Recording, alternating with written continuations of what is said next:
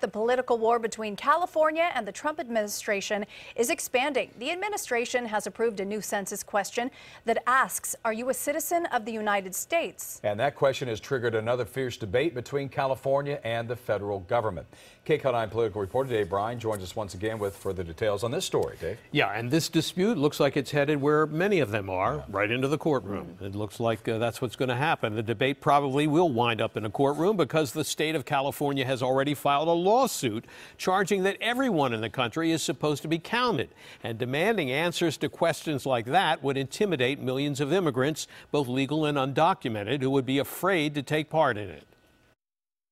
The Constitution requires the federal government to count everyone in our country. With California leading the way, as many as a dozen states have now signaled they'll sue to block the Trump administration from questioning Americans about their citizenship status as part of the 2020 census.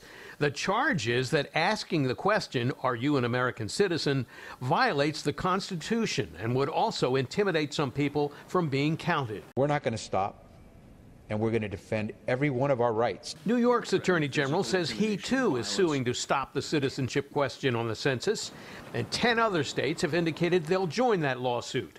In the end, they charge, the census could be distorted if the most populated states in the country, like California and New York and even Texas, would have more people withholding responses, resulting in diminished residents counted, ultimately resulting in huge losses of federal funding for things like freeways and children's health insurance.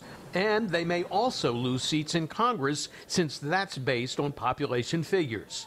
Immigrant supporters charge that this is just one more sign that the Trump administration is determined to make life miserable for undocumented immigrants. It has sparked a heated debate. This is another form of intimidation, and our concern is obviously that the immigrant population will, one, not partake in this, but also have more fear instilled in them because they are fearful that the information collected through the census could then potentially be shared with ICE. It's kind of ironic that Charlotte, that regularly sponsors these marches where people march under banners, undocumented and unafraid, is suddenly afraid of a census question that is anonymous. This is simply legitimate information gathering on the part of the United States government. At the White House, Press Secretary Sarah Huckabee Sanders said the census has been asking about citizenship for decades. This is a question that's been included in every census since 1965, with the exception of 2010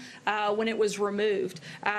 We've contained this question that's provided data that's necessary for the Department of Justice to protect voters and specifically to help us better comply with the Voting Rights Act. But El Segundo Congressman Ted Lieu fired back. That's simply not true. Well, that question was actually removed in 1950.